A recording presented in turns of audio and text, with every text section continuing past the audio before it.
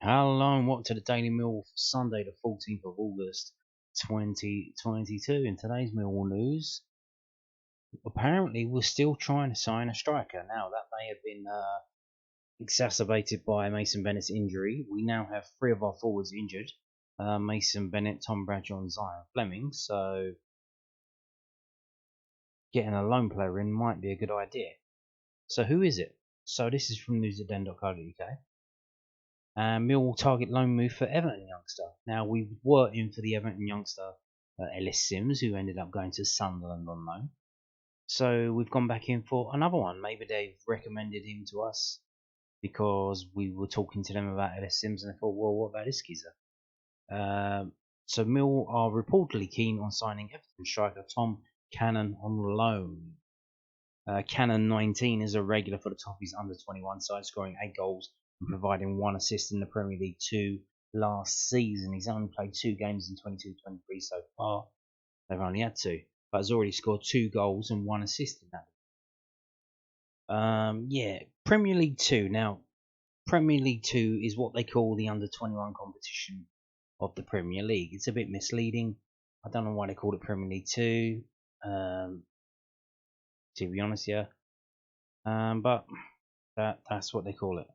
Alan Nixon of The Sun reports that the Lions are interested in bringing the Republic of Ireland Youth International to the Den this summer, but that they'll face a competition from League One outfit Derby County to acquire his signature. Mill could be in the market for another striker after Mason Bennett injured his hamstring and Saturday's 3-2 win against Coventry City, with manager Gary Rowett fearing the worst regarding its severity. He joins fellow attackers Zion Fleming and Tom Bradshaw on the sidelines, leaving the Lions with just a handful of options up front. One of those options is Andreas Volosama, who the club are hoping will be registered and cleared in time to play Swansea City on Tuesday afternoon. So there you go, registered and cleared. So what does that mean? Registered is the registration moving from the DFB in Germany, coming over to the FA and the EFL. But cleared, what does that mean? Does that mean work permit? So we're waiting for 2 things to happen, are we? And they're both going to get done on Monday? I don't know about that. Or maybe Tuesday morning. But we will see. So yeah, Tom Cannon. Who is he? Who is he? Who are ya? Thomas Cannon. This is from EvertonFC.com. They've got this little profile on the website. Aintree-born forward Tom Cannon joined Everton aged 10 and was 18 when he signed a first professional contract in March 2021. So, apparently, so if we go down, I'm just going to say contracted until June 2023. So he's only on a 2-year contract, which, if he, maybe they have options on more years, but if he was that shit hot, you would think they would have a longer contract than that. A Republic of Ireland Youth International, he made his Everton under-18 debut age 16 and scored on his second appearance at that level in April 2019. The curtailed 2019-20 campaign yielded 16 goals in as many games. Yeah, that league, the youth leagues for the COVID season were just cancelled and scrapped, and I think they were annulled. All the results were wiped out. So they're saying he scored 16 goals in as many games, 13 starts, including 4 in a 10-0 demolition of Sunderland. Cannon was formidable again the following season. He scored at a rate of a goal every other game in 20 under-18 appearances, while steadily being introduced to under-23 football. There were 13 appearances from the bench and 1 start for the older age team. Cannon netting twice in addition to an ever-present role in the Everton's run to the FA Youth Cup quarter-finals, which is probably where he maybe caught the eye of Millwall. He was chosen by coaches and staff to receive the Tony Heslop Award, which honours a player who represents the People's Club with distinction and passion at the 2020-21 Academy Awards. Cannon impressed in his first season as a fully fledged Everton under-23 player in 21-22, scoring 8 goals in 23 appearances to finish as the team's leading marksman. So, So at 19 years of age, playing in the under-23s, he scored 8 goals in 23 games. Cannon's favourite Everton player is Richarlison, while that needs updating. While Argentina superstar Lionel Messi is his footballing idol, and they actually tell you when his contract's due to run out. Contract until June 23. So he's in the last year of his contract, and they're letting him go out on loan. Is it an exit loan? Or they want to see what level he's at, and then offer him a contract later on in the year? Who knows? But let's have a look from transfermarkt.com. Here we go. So this is his stats this season. Played 90 minutes in 2 games for the under-21s against Blackburn and against Tottenham. Both 2-0 wins for Everton. He scored a goal in each game, and he got an assist against Blackburn. So there you go. So obviously he started on fire, and I thought, well, this is too easy for him.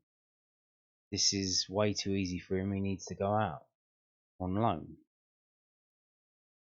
So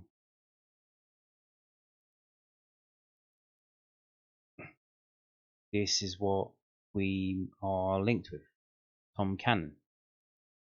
And the headlines write themselves, don't they? Cannon fires Millwall into the playoffs. Cannon fires Millwall into the promotion places. The puns and the headlines and the memes, they write themselves. So maybe he has what we need to get us over the line, especially if all the other players get injured. That's not good for us. So we're going to move on to the stats now. Now, obviously, I know a lot of you don't like stats. You really don't care about the stats. But here's the thing. I do these videos on Sundays because my normal videos are just reading out the news. Now, on a Sunday, there is no news because the paper people take the day off. Rightly so. They've been working hard all week bringing you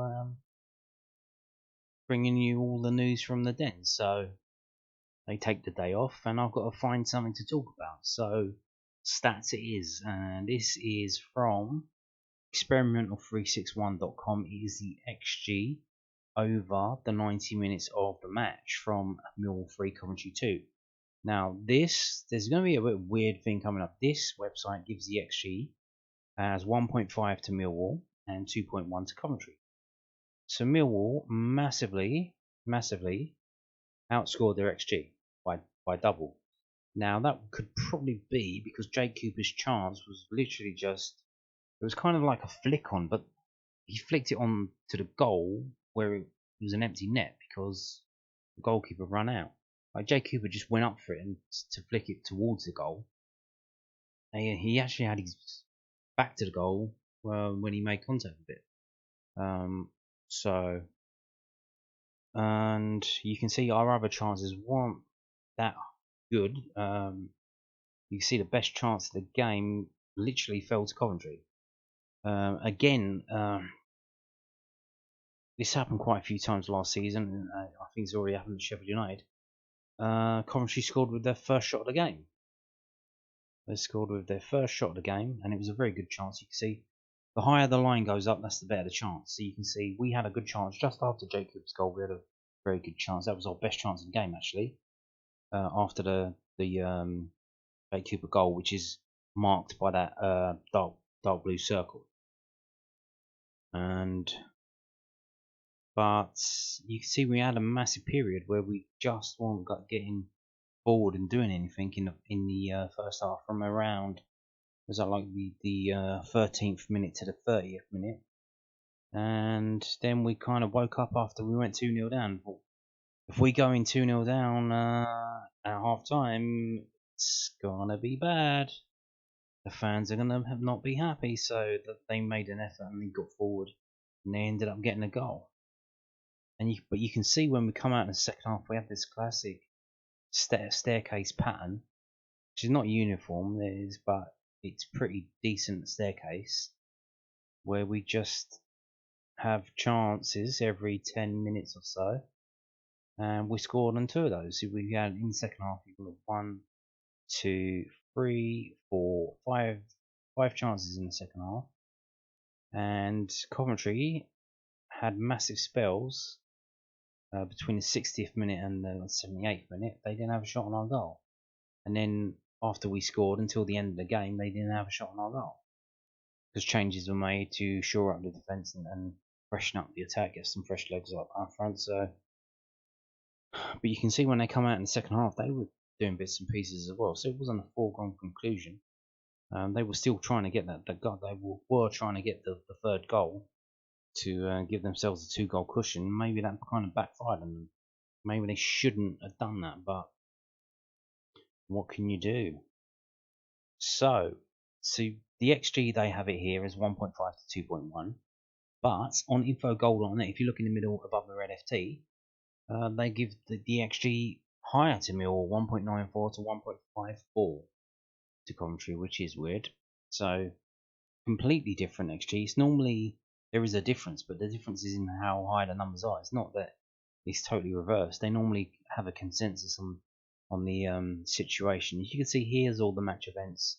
The goal in the 2nd minute, the early substitution, plenty of yellow cards for Millwall, and plenty of yellow cards, including that one that turns into a red for Coventry.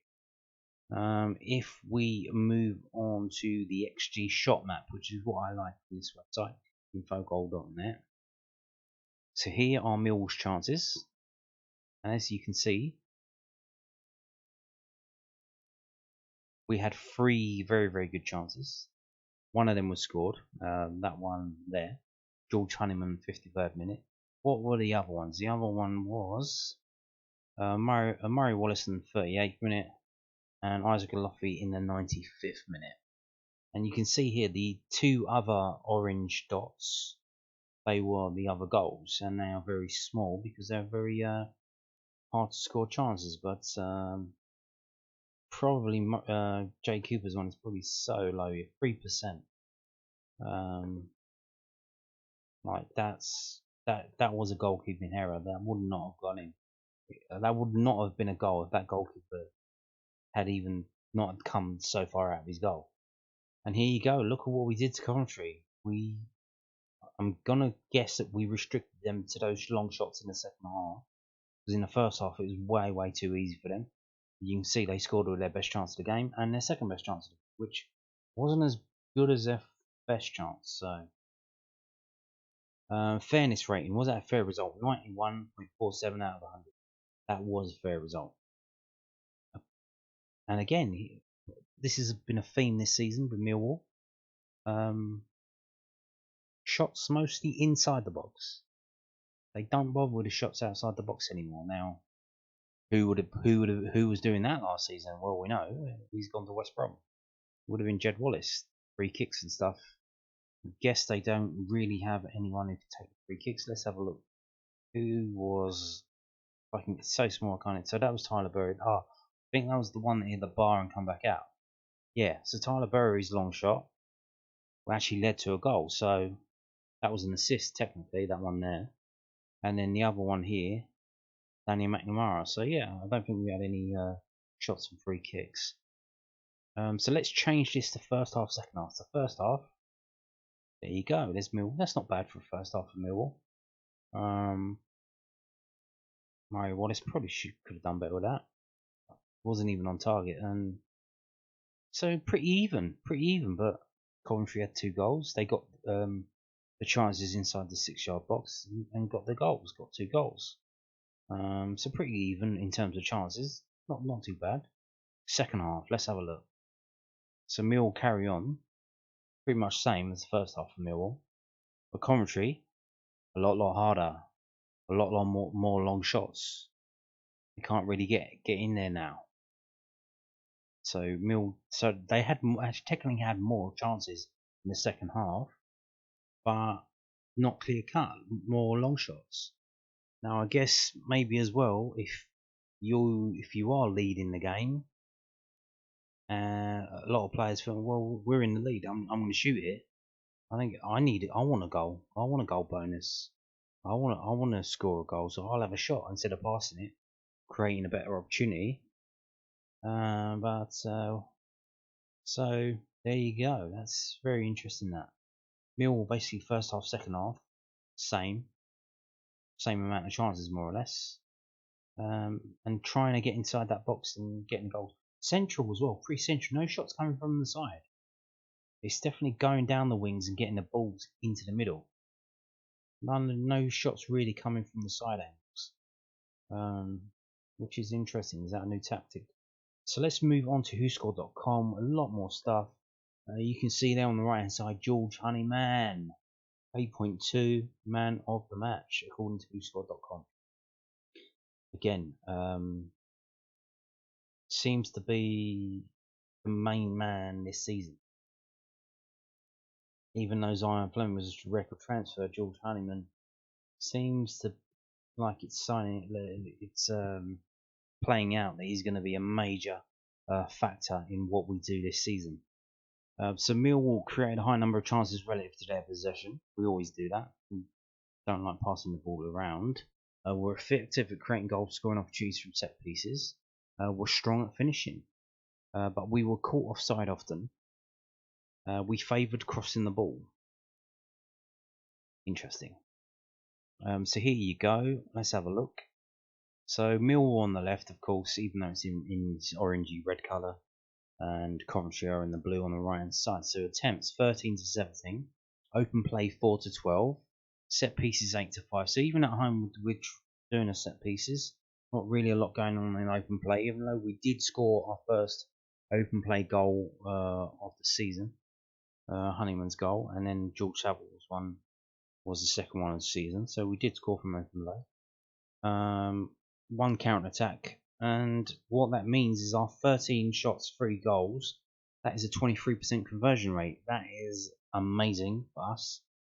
You know, we normally get it really low down in like 8 or 9%, so 23 is fantastic. And for the opposition, 17 shots, 2 goals, 11%. 11%. And here's where we went. Not a lot going down the middle. Both teams playing down the wings, but the shots were going through the middle. For us, you see for Coventry, even though they were going down, they were still shooting from the wings. Shot zones, again, Millwall shooting inside the box, not outside the box. There's the where the ball was actioned. Player positions.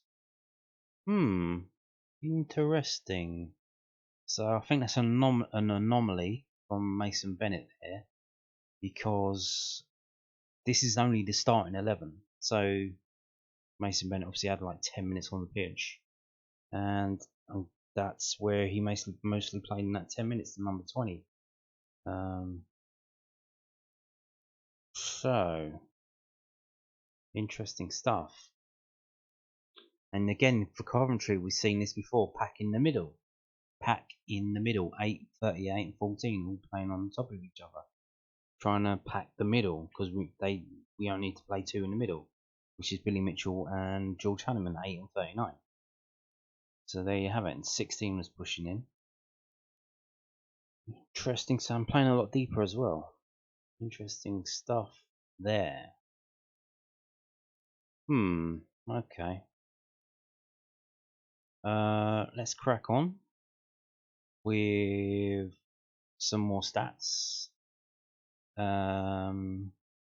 Yeah. So here we go. So this is weird. If you look at the club badges at the top, you can see the average player rating for Millwall is 6.73. The average player rating for Coventry is actually 6.74. So they're slightly edging it there by tiniest of margins, which is probably kind of weird. What is that down to? Probably because of 2 of our players, Shackleton and Bennett, getting 6 out of 10. Obviously Bennett taken off early, an early sub before he could really do anything in the game. But even then, the player that they had got sent off, 5.4 he got, the lowest in the game. So interesting stuff there. Okay, so we've already seen George Honeyman, 8.2 man of the match. Who else for Millwall? 7.8 Jake Cooper, obviously scored the goal. And George Saville 7.2 scoring off the bench with an assist from a Phobie. And Malone with the assist as well. So Malone, much maligned. A lot of people moaning about what he's doing. He's actually 2 assists so far this season, I believe. He got an assist in the Stoke game. Got an assist in this game. So, here's the thing. Maybe in away games, Malone is not the man to be playing. Maybe Wallace is the man to be more defensive. I don't know. Because Malone's really only been doing stuff in home games. So let's have a look at what we're doing. Okay. So obviously, if you look in the middle, crowd 13,880, including some Coventry City fans in the lower tier, which is good to see. A lot better than just the 1 or 2 disabled people in the lower tier, which is quite sad to see. The away fans of disabilities all on their own. Now they got a crowd around them, which is good. They can get some of that actual match atmosphere. So let's look at total shots. George Honeyman 2 shots, 1 goal. Phobie only 1 shot. As many as Cooper and McNamara. And Oloffe, Bury and Saville. Interesting stuff. Okay. Mario Wallace with 3. And you can see everyone for Coventry had a shot except for Bidwell and the goalkeeper. Although the way that goalkeeper came out for that Jay Cooper goal, I'm sure he probably would have loved coming out and try and have a shot. Guy Kira's with 5 and Sheaf 4. Possession percentage 44 to 55. And for us again, Billy Mitchell, but also Malone as well. 5.3 of the match time possession for those players. But you look here, Sheaf 8% of the match with the ball at his feet. Pass success percentage 68 to 72. Quite low for both teams really. But here look, Honeyman 82 or 89. You can see Malone's is quite down, but that's probably because he's whipping balls in. He's just playing it into areas, he's not playing it to people, so the ball's not going to be that. Your pass success isn't going to be that high of a percentage. Phobie's actually pretty decent. He's normally quite lower than that. Okay, dribbles 7 to 6. Aerials 1, 28 to 23. Cresswell 8. Mario Wallace 5. Obviously doing it at both ends. Phobie with 3. But you look at Coventry again. Look, everyone in Coventry, apart from the geezer who got sent off, and the goalkeeper won an aerial. Tackles 14 to 11. So we won the aerials. We won the tackles 14 to 11.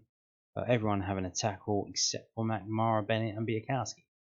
And again, Honeyman with 3, which is the most of any Millwall player apart from Cresswell. So obviously he's getting involved in that. Where Coventry are trying to pack the middle, Honeyman's cutting it out. Corners 3 to 6. Dispossessed 6 to 9. Dispossessed basically giving the ball away or having the ball taken off of you. So quite a lot for Coventry there. So let's move on to the last page. Some of what we've already seen, but a little bit more. So let's have a look here. Millwall players rated 8.15 for George Honeyman, Jake Cooper 7.78, and then other players of 7s are 7.49 for Cresswell, 7.17 for the substitute George Saville, only being on the pitch for 10 minutes, only having 16 touches, but still getting in the 7s after obviously getting that goal with his orange boots. And then Scott Malone 7.01 getting the assist. And in terms of players down the bottom, Shackleton 5.96. And quite remarkably, he got outscored by George Evans when Shackleton had 89 minutes on the pitch and George Evans had 1 minute and whatever injury time was. I think it was 6 minutes, wasn't it? So he had 7 minutes on the pitch, and he got a higher score than Jamie Shackleton. Oh dear. Oh dear. Isaac Alofi coming on, not getting as high a score as Benik Fobi, but not far away. And who else have we got? Obviously, we've got Tyler Berry getting a lot better score than Mason Bennett, but Mason Bennett's only having 11 minutes on the pitch, getting 5 touches there. So let's have a look. Who had the most touches for Millwall? Charlie Cresswell 60, Murray Wallace 60, Scott Malone 55, Benny Mitchell 54, then it drops off. Now, shots and shots on target. We've already seen how many shots we've had. Something like 13, wasn't it? So what is 3, 5, 7, 8, 9, 10, 11, 12, 13. Yeah, 13. So 13 shots. How many of them were actually on target? 2, 3, 4, 5, 6. So that's not bad. That's half. A lot better than the other day. 13 and 6. So 13 shots, 6 on target, 3 goals. So again, half. We have a number of shots. Half of those were on target. Of those shots on target, half of those were goals. That is absolutely fucking brilliant. That is perfect. Absolutely perfect, that is. To keep getting it in half. You have 13 shots, you get 6 on target, and then you get 3 goals. Beautiful stuff. Beautiful stuff. So obviously we got Murray Wallace, 3 shots, 0 on target. Now that's with his head mostly, wasn't it? A lot harder to get a header on target when you're being jostled and jangled and stuff like that. And obviously jumping up in the air, how you time it, where it's your head. Probably the same with Cresswell as well, 2 and 0. But Benicophobe again, 1 and 0. Still waiting for him to get going. So although he did have the assist for George Savile, he did have that. So let's move on to let's have a look at the offensive actually. Who was getting offside? Because it said we were getting offside quite often. 3 times. Is that quite often? I don't think that's that much. Unscheduled touches, basically poor ball control. Cresswell, Phoebe, and then okay. Defensively, who did the dirty work? Tackles, most tackles. Well, we know George Honeman. Cresswell, George Honeman, 3 and 3. George Savile, 2. He had hang on. So he was on the pitch for 10 minutes or so, or 16 minutes. Had 2 tackles, the second most of any player, and he got a goal. He's got to stop.